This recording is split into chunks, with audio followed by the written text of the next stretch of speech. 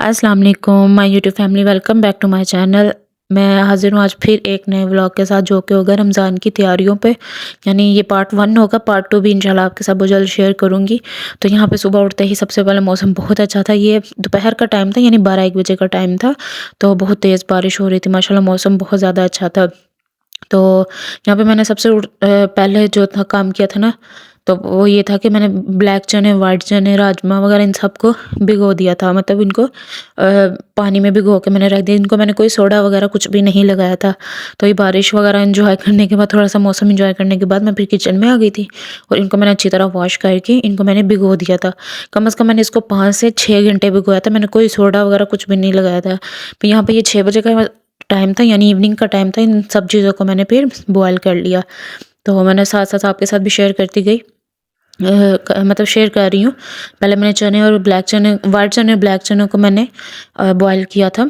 तो ये अब वो हो रहे हैं। अच्छा, ये मैं आपको दिखा रही हूँ सिलिकॉन ये हैंडल्स हैं। ये मतलब हम जब कपड़ों से पतीलियाँ वगैरह पकड़ते हैं तो मोस्टली ये होता है कि हमारे कपड़े ना जल जाते हैं या हमारे हाथ पे मतलब ना ग्रिप नहीं आ रही होती। तो ये बहुत यूज़फुल चीज़ होती है।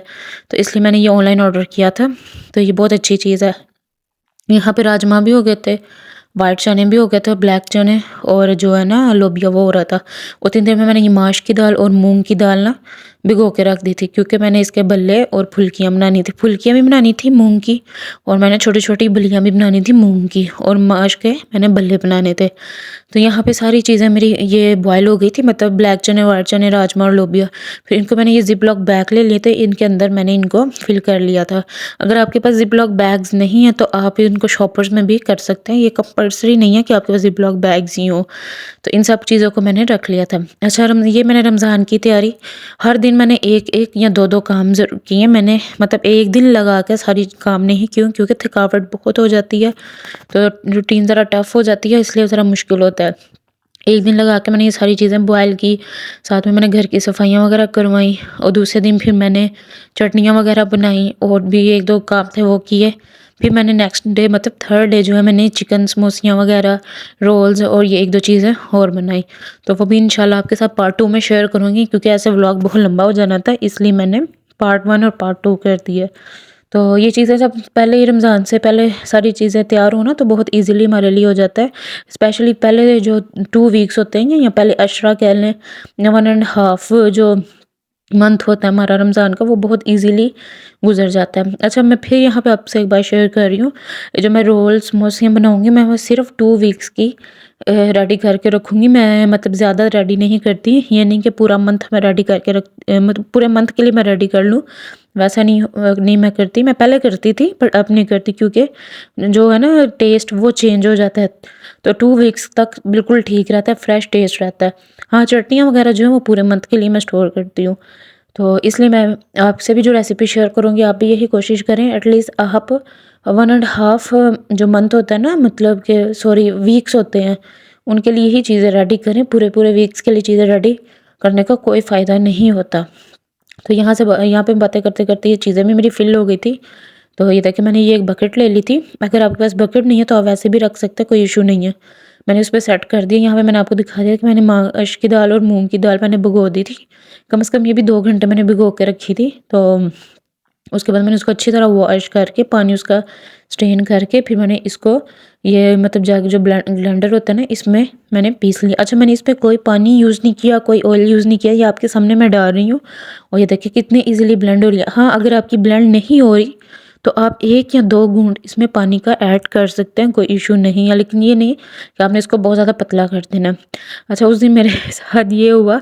अच्छा, यहाँ पे मैं सबसे पहले बता दूँ, मैंने माश की दाल भी इसी तरह ब्लेंड किया, कोई पानी वगैरह कुछ नहीं यूज़ किया। मैंने सारा बैटर कर लिया था। मूँग का मैं माश की दाल का करूँगी।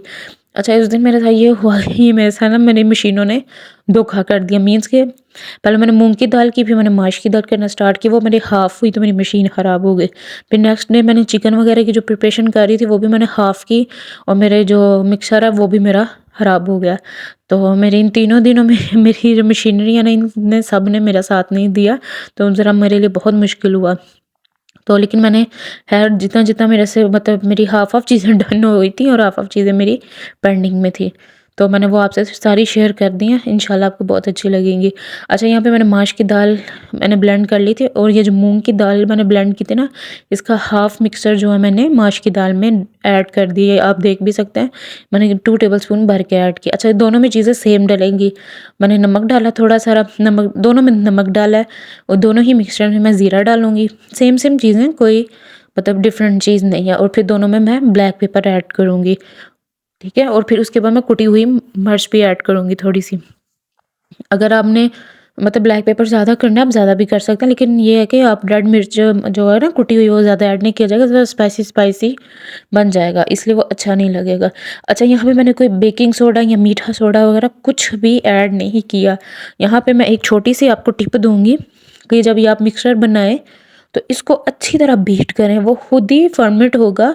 मतलब आपको इसमें बेकिंग सोडा या मीठा सोडा डालने की ज़रूरत नहीं होगी। आप अभी आपको खुद ही वीडियो में पता चल जाएगा। ये देखिए, जिस तरह मैं इसको ब्लेंड कह रही हूँ, मिक्स करती जा रही हूँ, वो खुद ही मिक्सचर जो है ना हो रहा है। मतलब उसको आसान लफ्ज़ों में मैं बोलूँ तो वो मतलब जो कहते हैं ना, जैसे ईस्ट एक्टिव होती है, वैसे ही ये भी देखें मिक्सचर जो है ना इसका, वो फूल रहा है। मतलब खुद ही इसको विदाउट उसके बेकिंग सोडा और मीठे सोडे के वो फूलना शुरू हो जाएगा। और जब हम इसके भल्ले बनाएंगे तो आपके सामने मैं बनाऊंगी, अब देखना, माशाल्लाह माशाल्लाह इतने अच्छे बने थे कि मैं आपको बता नहीं सकती।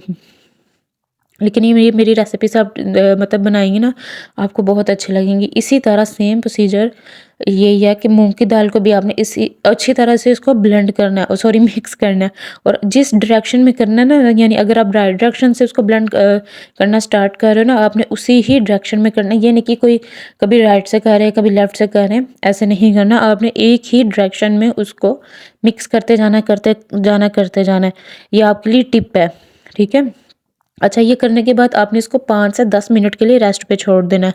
यहाँ पे वीडियो में तो आपको शायद नहीं पता चलेगा, लेकिन मैंने 5 से 10 मिनट के लिए, मैक्सिमम आपने 20 मिनट के लिए इसको आपने रेस्ट पे छोड़ देना, ताकि हमने ये जब इसको मिक्स किया उसके बाद में इसको फर्मेंट होने का थोड़ा सा टाइम मिल जाएगा। चलिए जी, अब मैं आपके सामने फ्राई करना स्टार्ट कर रही हूँ। ये देखिए, मैंने छोटी छोटी बल्लियाँ बनाई हैं, बिल्कुल एक तो होता है ना भल्ले बनाते हैं माश के दाल के, मैंने ये मूंग की दाल के छोटे छोटे बनाए हैं। और अच्छा, मैंने एक पहले डाल के चेक कर लिया था कि फट तो नहीं रहा या कोई इशू तो नहीं हो रहा, तो माशाल्लाह से कोई मसला नहीं बना था। ये आपके सामने मैं फ्राई करना स्टार्ट कर दिया, और माशाल्लाह ये बहुत अच्छे बने थे। अच्छा, इनको आपने ज़्यादा डार्क ब्राउन नहीं करना, आपने जैसे ही हल्का सा सुनहरी होना है होगा, आपने इसको निकाल लेना है। और देखिए, जैसे जैसे भल्ले तैयार होते जाएंगे, ये ऊपर आते जाएंगे। ये जो मतलब मूंग के दाल के, ये देखिए मैंने एक पहले आपको करके दिखाया, ये ऊपर, अगर ऊपर इनके ये देखें वैसे आपको खुद ही पता चल गया ये ऊपर। अगर आपके इनकेस ऊपर नहीं भी आ रहे तो आप इसको चम्मच से हिला लें, इसका कोई इशू नहीं है। लेकिन ये है कि आपने ज़ोर से नहीं मारना, नहीं तो ये टूट सकते हैं। ये देखिए, मैं इनको हल्का हल्का प्रेस कर रही हूँ ताकि अंदर से कच्चे ना रहें। तो अब बस इसको, ये देखिए लाइट से ब्राउन हो गया, मैंने इसको निकाल लिया। आपने भी इसी तरह करना, लाइट ब्राउन होंगे तो आपने निकाल लेना है। अच्छा, कुछ लोग होते हैं जो बाज़ार के मतलब ये भल्ले वगैरह या फुल्कियाँ, कुछ जो भी ये चीज़ें होती हैं वो यूज़ करते हैं, लेकिन मैं शुरू से जो है ना, स्पेशली ये फुल्कियाँ भल्ले में पहले लाती थी बाज़ार से। मैं आपसे मतलब कोई झूठ नहीं बोलूँगी, ऑनेस्टली बताऊँगी। भल्ले मैं बाज़ार से मंगवाती थी जब मतलब मुझे दही भल्ले वगैरह बनाने होते थे, लेकिन फुल्कियाँ वगैरह मैं खुद ही घर में बनाती थी। लेकिन इस बार मैंने भल्ले भी खुद ही घर में बनाया। अब ये मैं भल्ले बना रही हूँ, बेशक आप हाथ से डाल लें। अच्छा, ये मैंने सबसे पहले जो डाला था ना, ये थोड़ा सा बड़ा था स्पून, इसलिए भी मैंने स्पून चेंज कर लिया। सालन डालने वाला जो होता है ना, मैंने उसे डालना स्टार्ट कर दिया। तो भल्ले भी माशाल्लाह बहुत अच्छे बने थे। तो इनको भी मैंने फ्राई करना स्टार्ट कर दिया। तो इनको फिर हम फ्राई करेंगे। फ्राई करने के बाद हम जब इसको प्लेट में रखेंगे तो हमने ठंडा करने के बाद इसको ज़िप-लॉक बैग में या शॉपर में आपने या बॉक्स में जिसमें आपने डालना हो, आप उसमें डिश आउट कह रही हूँ, मतलब आप उसको पैक करके रख सकते हैं। लेकिन आपने ठंडे करने होने के बाद करना है। अच्छा, ये मूँग की दाल की अब मैं फुल्कियाँ बना रही थी छोटी-छोटी। मैं हाथों से ही सब कुछ कर रही थी। मैंने यहाँ पे कोई मशीन या कोई स्पेसिफ़िक जो चीज़ होती है उससे नहीं किया। अपने हाथों की मदद से ही सब कुछ बनाया। भल्ले भी बनाए आपके सामने, और ये मैं फुल्कियाँ छोटी-छोटी बना के इनको भी ठंडा करके फिर इनको ज़िप-लॉक बैग में डाल दूँगी। ये देखें, जिस तरह से फुल्कियाँ तो थोड़ी बारीक होती हैं, थोड़े से मतलब बड़ी हैं उससे, तो ये भी बहुत मज़े की बनती हैं। अच्छा, यहाँ पे मेरी फुल्कियाँ थोड़ी बनी थी, इसको भी मैंने नेक्स्ट डे और बनाया था। ये मेरा 1 पैकेट बना था फुल्कियों का, लेकिन मैंने उसको नेक्स्ट डे दोबारा बनाया था। तो इन सबको मैंने ठंडा कर लिया था। ठंडा करने के बाद मैंने इसको ज़िप-लॉक बैग में डाली। ये देखिए माशाल्लाह कितने अच्छे बने। ये एक बैच मैंने पैक कर लिया था, वो दूसरा बैच अभी रहता था। तो ये मूंग की दाल की बल्लियाँ थी छोटे-छोटे, और ये फुल्कियाँ, मेरी फुल्कियाँ कम बनी थी क्योंकि मिक्सचर कम पड़ गया था, इसलिए फिर मैंने नेक्स्ट डे और बना लिया था। तो इन सबको भी मैंने उसी बैग में, मतलब सॉरी टोकरी में मैंने स्टोर करके रख लिया, जिसमें मैंने ये चने वगैरह रखे थे। चने मैंने ये देखिए एक दिन पहले फ्रीज़ किए थे और नेक्स्ट डे मैंने ये चीज़ें बनाई थी। तो इन सब कुछ अगर मैं पहले मतलब इंसान प्रिपरेशन करके रख ले ना, तो बहुत ईज़ी हो जाता है। अच्छा, मैंने रमज़ान प्रिपरेशन में किचन क्लीनिंग की रूटीन शेयर नहीं की क्योंकि मैं ऑलरेडी 2 दफ़ा शेयर कर चुकी हूँ। वही किचन की क्लीनिंग होती है, कैबिनेट साफ़ करो, फ्रिज साफ़ करो, मतलब चूल्हा वगैरह साफ़ करो, सब सेम प्रोसीजर है। तो इसलिए वो मैंने शेयर नहीं किया आपसे। यहाँ पे साथ-साथ मेरे मतलब घर में सफाइयाँ चल रही थी, कर्टन उतरे हुए थे, बेडशीट्स वगैरह सब कुछ उतरा था, जाले वगैरह साफ़ हो रहे थे, मशीन लग यहाँ पे शाम का टाइम हो गया था। अच्छा, मैंने ये रेसिपी बनाई थी, इंडियन रेसिपी है। ये जो भल्ले मैंने बनाए थे ना, उसी से ये रेडी होती है। उसके बाद मैं ग्रोसरी करने चली गई, फिर मैंने ग्रोसरी को समेटा नहीं, फिर मैंने नेक्स्ट डे मतलब इसको मैंने कवर किया। चलिए जी, अब अपनी बहन को इजाज़त दीजिए, दुआ में याद रखिएगा। इंशाल्लाह नेक्स्ट पार्ट 2 में मिलूँगी आपके साथ। ओके जी, अल्लाह हाफ़िज़। आई होप सो आपको मेरा व्लॉग आज का अच्छा लगे। Thank you so much for watching.